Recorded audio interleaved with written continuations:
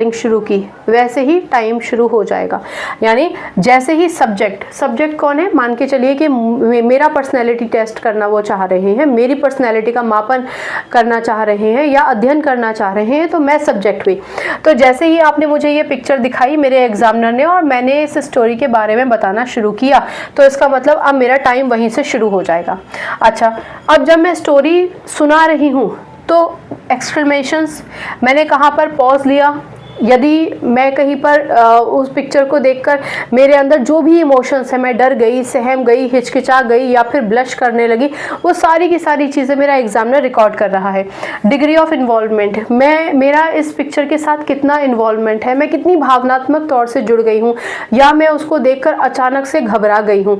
एक घर है जो अकेले में बना हुआ है, सिर्फ नेचर है और दूर दूर तक कोई दिखाई नहीं दे रहा उस पिक्चर में, और उस घर को देखकर अचानक से मैं डर गई और मैं असहज हो गई, तो ये भी वो नोटिस करेंगे। अगर मुझे पसीना आने लग गया या घबराहट से मेरे हाथ कांपने लगे या मैं हिचकिचाने लग गई, पॉज करने लग गई, मैं मतलब सब्जेक्ट, तो वो हर चीज़ को एग्जामिन करके हर चीज़ को लिखते जाएंगे। अगर मेरी आवाज़ भी बदल गई है तो भी वो इस चीज़ को नोटिस करेंगे। यानी हर एक भाव भंगिमा जिसके माध्यम से मैं खुद को, मुझे मालूम नहीं है कि मैं अपने आप को शो कर रही हूँ, लेकिन उसको क्या बोलते हैं कि अनअवेयर हैं हम, हमारे रिएक्शंस क्या उस समय जा रहे हैं, मेरा वॉइस कैसा हो रहा है, मेरी आंखें कितनी बार मैं झपक रही हूँ या फिर झपका रही हूँ या फिर मैं कितना घबरा रही हूँ, मैं मतलब सब्जेक्ट। तो वो हर चीज़ मेरा एग्जामिनर नोटिस कर रहा है और उसके बेसिस पे वो मुझे स्कोरिंग करेंगे। ठीक है ना।